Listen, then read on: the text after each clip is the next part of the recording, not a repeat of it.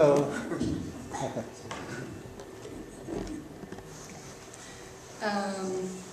So I've been thinking about freedom a lot lately, and one of the stories that came to mind from high school, actually, I think I read it in high school. It was Nathaniel Hawthorne's story, The Great Stone Face. I don't know if any of you have read it, but it's about this little boy named Ernest who lived in a town in a valley right by a bunch of mountains, and on one of the mountains was a natural formation that looked like a kind, warm face. And this is what the story says about that. It was a happy lot for children to grow up to manhood or womanhood with the great stone face before their eyes, for all their features were noble, and the expression that was at once grand and sweet, as if it were the glow of a vast, warm heart that embraced all mankind in its affections and had room for more. It was an education only to look at. So there was this prophecy in this town that someone would grow up and look like the face, and that he would be the noblest, greatest person of his time. And this boy Ernest spent a lot of his time just sitting at the edge of the mountain staring at the face. And the rest of the town thought he was kind of weird, but he felt like just looking at the face was an education, like Nathaniel Hawthorne says. And this is what he says about that. They knew not that the great stone face had become a teacher to him, and that, talking about the town, and that the sentiment which was expressed in it would enlarge the young man's heart and fill it with wider and deeper sympathies than other hearts. They knew not that thence would come a better wisdom than could be learned from books, and a better life than could be molded on the defaced example of other human lives. So throughout this boy's lifetime in this town, a bunch of great men would come through, and people would mistake them for the face on the mountain. They would think, like, this is a great general, and surely he has to be like this one that this prophecy is talking about. And that happened over and over again. The end of the story is when Ernest gets really old, and he has white hair, and he just spends his whole days staring at his face on the mountain. One day somebody says to him, I get choked up about this, I don't even know why, but one day somebody says to him, you are the face on the mountain. And then he turns and looks and doesn't get it. But I wish that he did at the end, because I think that would make it more beautiful. But, so I think I was thinking about this story, and I was thinking about freedom, and how I think the only way that we can even know what freedom is to see freedom done, or see freedom lived out. Like, we become what we behold, like Ernest did with this face on the mountain. And just staring at this face that was an education made him kinder and more generous, and just all of these things. Just watching someone be like that, if you can watch a stone face be a certain way, just changed him. And so, I think it's common to talk in Christianity about freedom, like we've been set free from the law of sin and death. But I think it's a lot less common to talk about what specifically that means. And I think it's hard for me to think about freedom in theory. Like, I just can't get very excited about that. But when you hear somebody's testimony, or just the ways that somebody's been set free in their own lives from specific things, I don't know, that just gets me. So anyway, I was thinking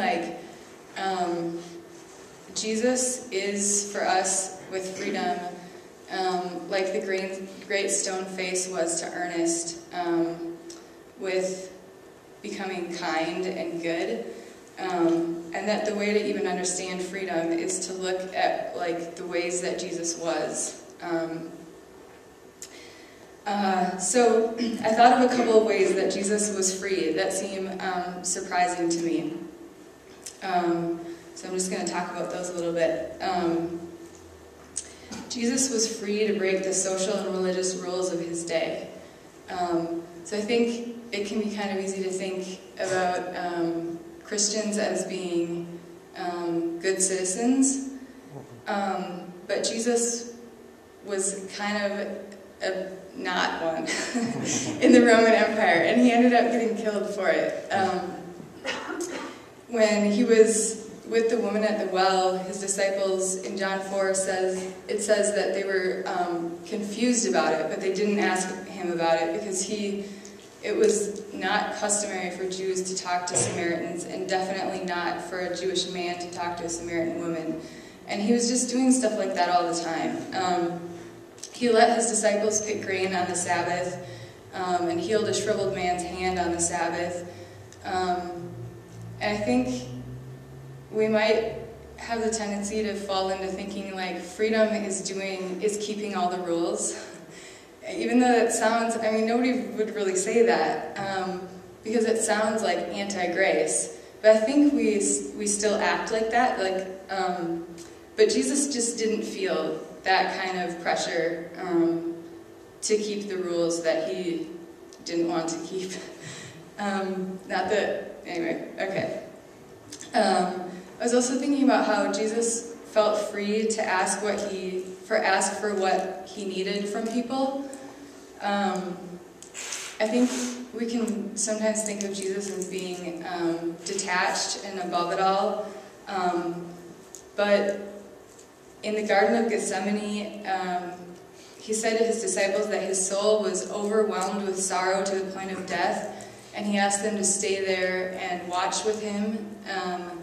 And then they fell asleep, and he asked them to stay awake again, and they didn't.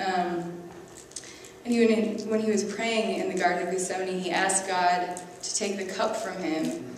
On the cross, he asked God why he's forsaking him. Like, Jesus' emotions he was very present to his emotions, and he wasn't trying to stuff anything down and be like this stoic guy with no needs.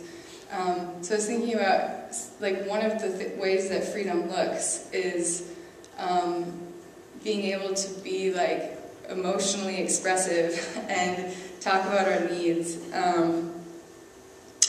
And Jesus was free from needing to look powerful or important, or from trying to claim all of his rights that he was owed. He was the creator of the whole earth, but he washed his disciples' feet. He hung out with tax collectors and sinners. He was killed on a Roman cross that was used to execute just common criminals. He could have had anything, and that's what he chose. And for Jesus, freedom didn't include needing to condemn people who were different from them or from him, or even people who were sinning. He told the woman caught in adultery that he didn't condemn her. Every sermon I've ever heard about this, I think, points out, but then he told her not to go and sin no more. And I was thinking about that, like, that's true, that he told her to go and sin no more. But for Jesus, that had to mean something freeing. Like, that, he had just said he wasn't condemning her. And so even that has to be, like, we have to understand that through a lens of something about his saying that was making her more free than she'd been before.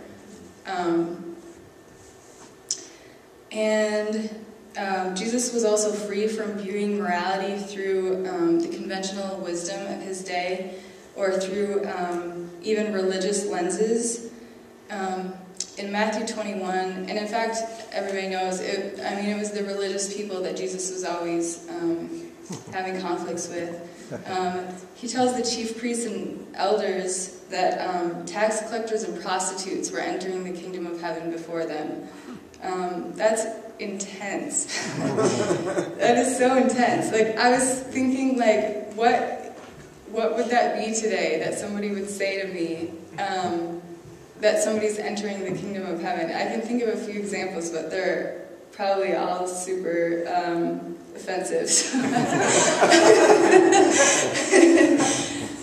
I won't, but I'll let you think about that. So anyway, all this to say, Jesus, everything Jesus was like was somehow free. And I think this comes down to Jesus was free to love and be loved without fear. He was the kind of person who would walk by two guys fishing that he'd never met before and be like, come and follow me, and then they did. He caused the writers of one of the Gospels to refer to him 5 times as the disciple that Jesus loved. And I don't think, I'm not convinced that Jesus loved that disciple more than the other disciples. I think that's just the effect that Jesus had on people, that they would feel like, I am the one he loves.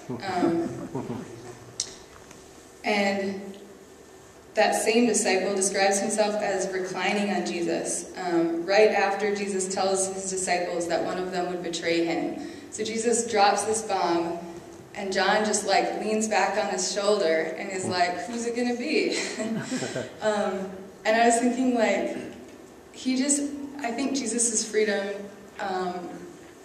spread to everyone around him. It wasn't just, I think he set people free just by his presence and by the things he did, but I think people felt free around him too, to act in ways they otherwise might not have. So yeah, that's it.